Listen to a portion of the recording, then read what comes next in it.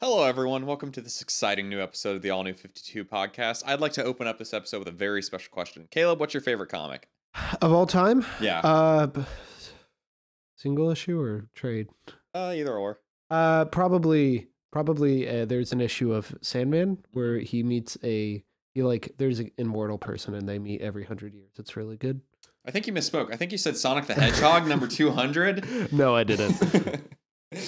Anyways, we're talking about Sonic the Hedgehog, the Archie comic that ran for ever until it didn't. 3 issues of the Kim Pender stuff, although Kim Pender's did not write only one of the issues. He wrote 1.5. His era is more so, and then 3 issues of the Ian Flynn era, or the Golden Era, as a lot of the fans call it. Yeah, although, it's interesting. We get to the end. It's a big milestone issue. I was reading the letters pages in the back, and people were giving them praise for the entire run. So there had to have been something in that Kim Pender that also attributes it to the golden age. He was on it for, Kim Penders was on it for 100 issues. Not there's bound to be some good in there, relative. There's a lot of bad too. Lots of bad. So yeah, Sonic has had an interesting history. Just just talking about the comics. Yeah, and I think everything. That's the most overused statement though, but talking about the comics strictly. True. So what's the story of these comics, Joe? Okay, so I picked the issues leading up to the final fight against Eggman. Yeah, and then New Mobius. And then Opolis. Sonic Likes Girls, that arc. Was that really the point of that arc? It wasn't so much the point of that arc as that was a common thing towards the end of the Kim Penders era, is I want Sonic to be with everyone. Well, and it's interesting because I'd say thematically, cool. Thematically, that ties together those 3 issues, but I think really that first issue you had me read has nothing to do with the other two. The cover doesn't make any sense. There's a slight thing that comes in at the end of that, but yeah. So do you want to learn about Mr. Penders? Yeah, go for it. Educate me, Joe. Okay, so Kim Penders came on around I think issue 45 or something. The first final fight against Robotnik at the time. Yes. It was not Eggman yet. He wasn't the tall, skinny man. He was the egg-shaped man, as it were. And he came in during that run. That was where it went from less of a episodic comic strip thing where it's jokes. It's fun adventures and whatnot, to more serious storylines. Where it opened with him killing Sally, which the chipmunk girl, her, the princess with the denim jacket. Yes, her. I find the clothes are the best way to identify Sonic characters. And it opened with him killing her. She wasn't actually dead. She was in a coma. That was only because fans revolted and didn't really want her to die. Can't really blame them. It's a children's comic. Yeah. Hey, they have to learn about death at some point. Then that went on. Storylines got more ridiculous. He introduced Archie and Sega kind of gave Mr. Penders free reign of Knuckles and his entire family that he created, and thus owned, because Archie's bad about writing contracts apparently, or either they wrote a contract and then lost it, is how the story goes. So Kim Penders, being the head writer for 100 or so issues, introduced a lot of original characters. Archie, for some reason, did not think to say, this is our property. Creator-owned comics, that's a whole thing. That distinguishes other comic companies from the big 2. Mm-hmm. So maybe they were just trying to be progressive in their... No, I think it was an oversight, because once Kim Penders was kicked off the book, he was in a legal battle with Archie for a long time, resulting in around issue 250, another milestone issue. They had to do a reboot mid-event with a crossover. So that's the reboot. Yes. Okay, I thought the reboot was because it had become too complicated. No. Okay. They were fine with it staying complicated because Flynn spent most of his run like sorting it out and Yeah. making it better, honestly. Like Cleaning up cleaning Penders. up and really making it its own, and like making the comic world way less just weird. But yeah, mid Mega Man crossover event where, event doesn't really have much to do with the main issue. They'd stopped a storyline to do an event, comes back, new storyline, bunch of characters erased from the canon. Like they're just gone because Ken Penders owns them. This reminds me of, do you know how the creator of Howard the Duck stole back Howard the Duck from Marvel?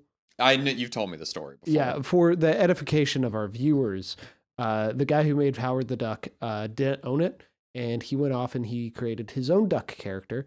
And eventually Marvel wanted to cross over his world and the Howard the Duck world. So he wrote a thing, but he wrote different endings for his comic and for the Marvel comic. The Marvel comic, Howard the Duck just kind of goes about his day. In the ending of his comic, his duck character brings Howard the Duck into their comic universe and replaces Howard the Duck with a clone. So he now has the original Howard the Duck. The original Howard the Duck. That's pretty clever. I love legal battles in comics because they're just so bizarre. Well, but the story doesn't even end there, is the thing. So Penders has all these characters. Can't really use them, though, because it's still like a Sega property. Oh, but he's trying. He's been talking about his own comic, and he's like, it's launching this year with Knuckles' daughter from the future.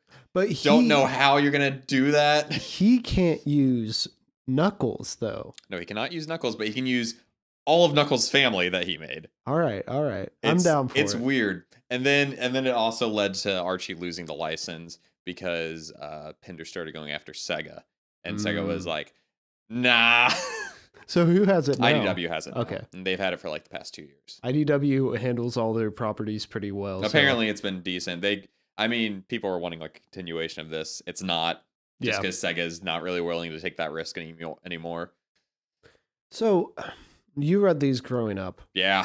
You remember them fondly. You have most of them in your possession. Mm-hmm. How was it going back and revisiting these They're stories? About how I remember. Because I did a revisit not terribly long ago because I dropped off just at a point where I outgrew them. Yeah. Like, it's Sonic the Hedgehog. You outgrow Sonic. You're very adamant about this. In our podcast, our other podcast about the Sonic the Hedgehog movie, you were like, in the perfect world, the Sonic movie wouldn't exist, which sticks with me. And you're like, none of the Sonic games hold up. A couple of them do, but not overall. Yeah, I outgrew it, but then like I found out about all this drama a couple years ago, and I was like, I want to catch up. Like, there's a definitive end to the run that I grew up with. I caught up with that. Yeah. I didn't do too much revisiting of like the older stuff, but I caught up with the modern, like the golden era run, so to speak. So I guess what sticks out to you about these issues? Because kind of story in the first three we read, and then the other three have like a continuing story throughout. Mm-hmm. You were saying that 52 and 152 and 153 weren't really linked. They kind of pick up right back ahead of each other. Like it's a concert and then following the concert. Yeah, but then there's the first episode you had me read. First issue you had me read. That was just so more, yeah. Nanobots are attacking. We have to beat them, boss. So then there's some back issue thing that I don't know anything about. And the only way that ties into this is the back issue for 153 has the turtle basically becoming Archangel with the nanobots attaching to his shell. Tommy Turtle, God, I hate that character. That's so stupid. That's my favorite thing that happens in this is just somehow, like, it's like, people don't believe in me, so I'll believe in you, nanobots. And the nanobots are like, cool. You have wings now. I'm pretty sure that turtle dies at some point, like, and it's like it's supposed to be emotional. It's Sonic. Yeah, thing that sticks out, those Penders era are like way too self-serious and like, this is the most important thing in the world. Everything is dark. Nanobots are taking apart our friend and assimilating. Eggman's talking about how he hates this putrid real body or whatever. It's so silly. It's everything. I wish I had that one run that I wanted to do for you, because that's the amalgamation of just like bad. Sonic comics. There's Eggman breaks down, has a psychological breakdown in the 200 issues. Yeah, I but it's think also they're both pretty self-serious. He's like, I keep getting beat by the most annoying character in this universe. But you can just tell from like just the like coloring and everything and the way everybody's drawn. Like they're made to be like more human and like Eggman's made to be more grotesque. Like there's just something so silly about how everything matters so much. Everything. It reminds me of your love for the Bionicles and their deep lore and how self-serious that is. Yeah, but that's more of a thing where it has its own identity and it becoming like that lore. Like it's not really a tonal shift in the sense that the lore is crazy different. Do you expect him making out with like people? I don't. It's a really ugly comic too. Oh yeah, I don't. The art for the first three is all pretty bad. So what? I guess we haven't even started to touch on like our positives. So what are our positives? I have to separate them because I don't really think there's anything positive about those first three issues. There's like, there's nothing. Eggman's fun. Eggman's always fun. Just because he's like a maniacal, like genocidal man in this. Mad scientists are a fun archetype. And the silliness of it all, the goofiness of it all is funny. Like Tommy Turtle getting wings, that's pretty funny. There is one joke in there where like, so he sends a hitman out to kill this pop star. Oh, Knack the Weasel, Fang the Sniper. He has like 30 names. Because this pop star's gotten a song stuck in his head, and he's going off about how it's like degenerate music, and then he's walking off in the background, and he has this long thought bubble. It's like, well, there were some good songs on her latest album, but overall, I think it's a little derivative. That is a good joke. But positives for the like final fight arc or whatever. That's just fun adventure stuff. That's so Saturday morning cartoon, and like the action keeps going. I have no complaints about those three. I will say, I think the art fits the characters way more too. Yeah, I think overall it's much better in every way, but I think that's makes it a little bit less interesting for me because like I don't enjoy any of these comics, so I at least want them to be train wrecks while I read them. So you don't have really any positives overall for any of these? I mean, I can definitely see, if you're a kid, this is a great finale to like this era of Sonic. Because obviously they continued after that. I think the art's good, like you said. It's just, I think it doesn't have much for me, which is fine. Yeah. I mean, I think the writer, Ian Flynn, just understood his audience more. Yeah. I think, the only exposure I've really had to Sonic growing up was Sonic Heroes. So I do enjoy seeing like Rouge the Bat show up and stuff. I like seeing the expanded world of Sonic, but my enjoyment stops at seeing them. Like once they actually start doing stuff. You don't care about the plot. Yeah. That's one of the things you have to start from the beginning and just see the train wreck and then see them just try to like piece everything back together where it's like this world has gotten out of control with how much there is and how serious this is for a Sonic comic. So what are some of the negatives of these issues for you? I think we've touched on a lot of them. Bad art starting off for sure. Bad inconsistent art. Everybody's in the first issue we read it 153. No, Playa. 152. Play on Playa. Play on Playa. All of the Sonic characters like shifting proportions and like going from full humanoid size to back to small down and just weird body proportions. It's really gross. I think especially that issue has really bad pacing. Like phenomenally bad pacing. Like the worst pacing of a comic I've read in a hot minute. Oh yeah, it's like we're invading. Oh no, Bunny's captured and she's getting dissected and she's saved 2 pages later. Yeah. All broken up by a Bionicle comic in the middle. Reading the ads in these were super fun. Like there are Teen Titans ads. There's a Bionicle comic that's continued in Kids Sports Illustrated number 91 or whatever. Need to get that so I can finish the story of Metro Nui. Hard to tell characters apart. Like there's a danger room sequence almost at the beginning of one of these, and Princess Sally is talking to Antoine, who's like a French, I don't know, rat or something like that. And I thought it was her dad.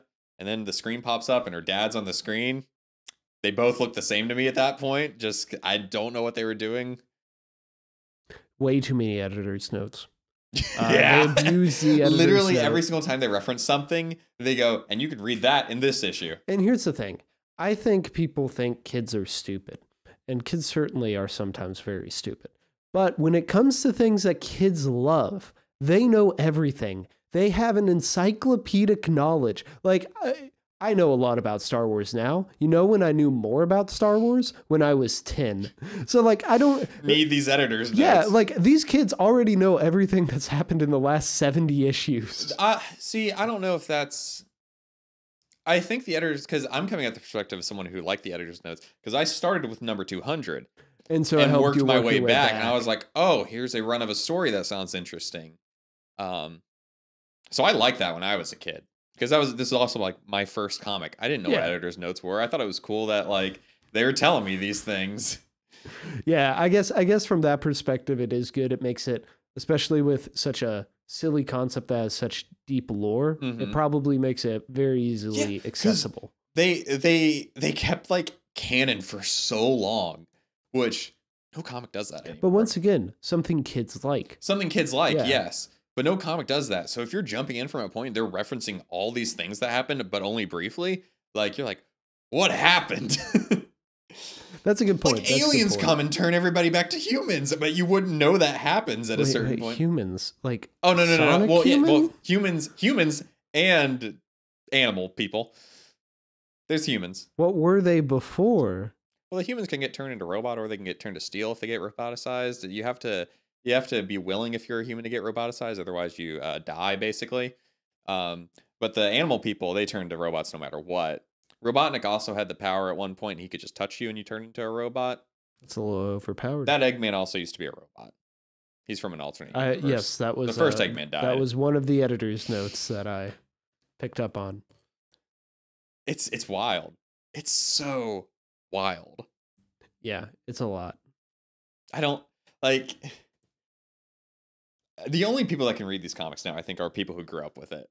There's like that golden era start is a fun ride for a kid, but like there's no recommending it to anyone. I don't know, kids who like Sonic, why not? Like, yeah, but why not just pop them on the new stuff that like isn't so complicated? Yeah, if your little nephew's running around your house in 5 or 10 years and they love Sonic and then they see your long box full of Sonic issues, I'm not going to begrudge them for going in. How dare you touch these? These are antiques.